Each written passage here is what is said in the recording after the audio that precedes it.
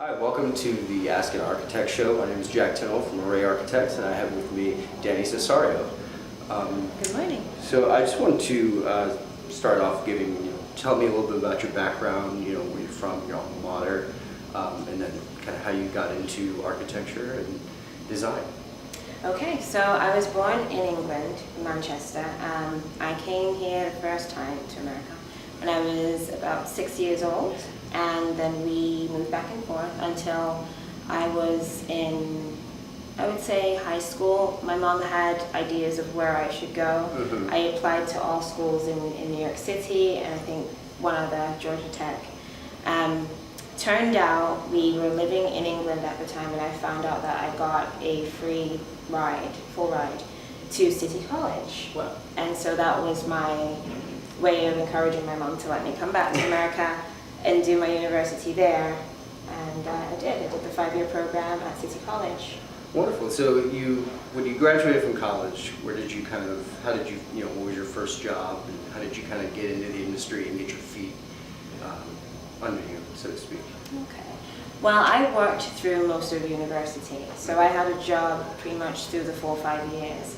I worked, for the most part, in an expediting firm. Mm-hmm. So I had access and exposure to engineers, architects, like the full gamut of the industry. Lots of time spent at the Department of Buildings in New York City, fun times. So I feel like when I graduated, I had a sense of what I wanted to do and the sort of firm I wanted to work in. Mm-hmm. Yeah. So what specifically attracted you to healthcare architecture? There was a time where I wanted to be an obstetrician, and I went to a specialized high school, or middle school, I guess you would call it here, that for one term you had a fake patient, and you had to come up with a treatment plan, from diagnostics to treatment to nutrition. And I was about, I would say, 12 years old at the time. It was an interesting experience, but I realized there wasn't as much of an opportunity to draw and create in medicine. So I decided to stick to architecture. I wanted to be an architect since I was about 7, 8, around there. And then working, I was in a firm that specialized in higher education, and a component of that was designing the labs that went along with like the science and research buildings and so on. So their other specialty was healthcare. So working on those types of projects made an easier transition into healthcare.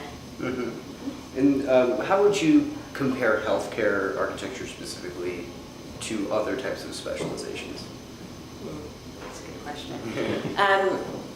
I think that there's a lot more at stake. You have the general, like, looking out for the people who are going to inhabit the buildings that you create, just as an architect. That's sort of standard of care. Mm-hmm. But when there's a standard of care to this sort of care that patients are going to get, it's a different layer, an additional layer of information and specialization.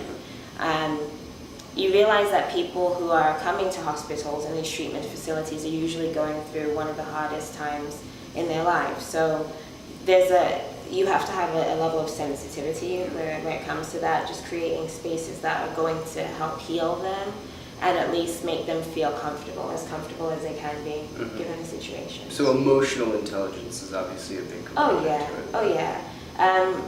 As with any other sort of architecture, there is the budget side of things, the monetary side of things, and I think that the healthcare organizations that we work with are sensitive to that as well. Like, how do you provide the best level of care to the population that you're serving, and with the resources that you have? Mm-hmm. So you obviously kind of knew at an early age that you wanted to do something in architecture, and through different, as your career evolved and you got exposed more to healthcare, you kind of found a way to marry those two.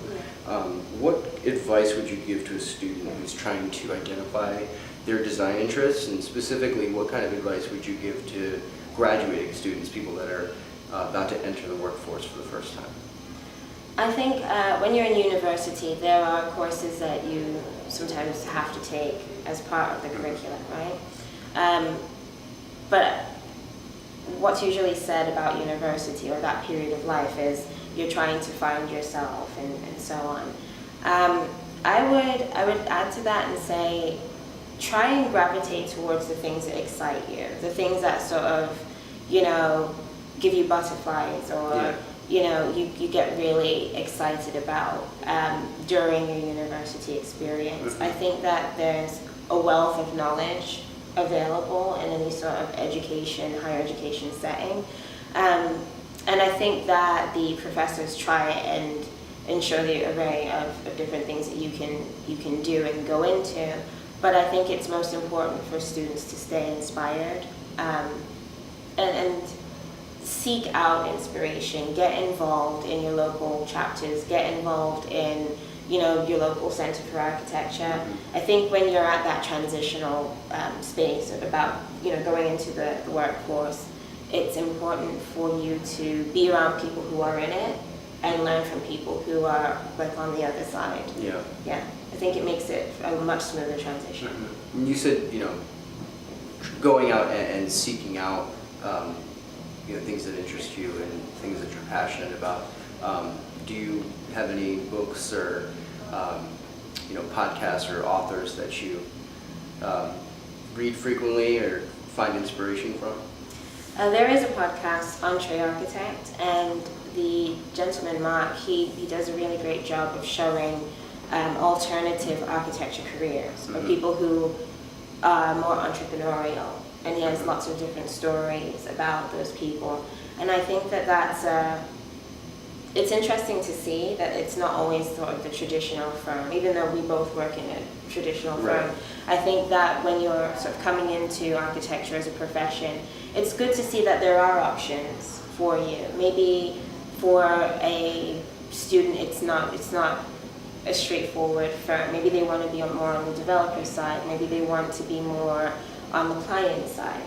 And that's one of those places where you can see what's out there. Mm-hmm. The other thing I enjoy doing, so I live in New Jersey but work in New York, and there are so many different events, design-related events, and it doesn't always have to be architecture. It could be just something that's happening at an art museum. But getting out there and seeing how other designers design is sometimes the impetus for you to sort of go back to your own office or your own work setting and bring in that sort of excitement. Mm-hmm. Adding another perspective. So one last question. How would you say that professional organizations have influenced your career, and how do you pay it forward or plan to pay it forward to those that, like myself, were coming into their own as architects? How do you plan to be a powerful source of knowledge in your community? So I run the Diversity and Inclusion Committee out of the New York chapter of the AIA. And part of what I do is educating, empowering, and exposing upcoming emerging architects. Letting them know what it is to be in the workforce, what it is that will be expected of them professionally, and how they can sort of equip themselves to be able to navigate that a lot better. I think that we are in a time where the clientele that we are designing for are a lot more sophisticated, a lot more diverse, and a lot more,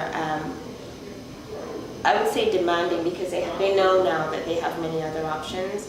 And I think that if you continue to educate yourself as an architect, you can be a much better professional. Mm-hmm. Yeah. Wonderful. Well, thank you so much for your time, Danny. And if you want to check out more Ask an Architect interviews, feel free to check us out on YouTube.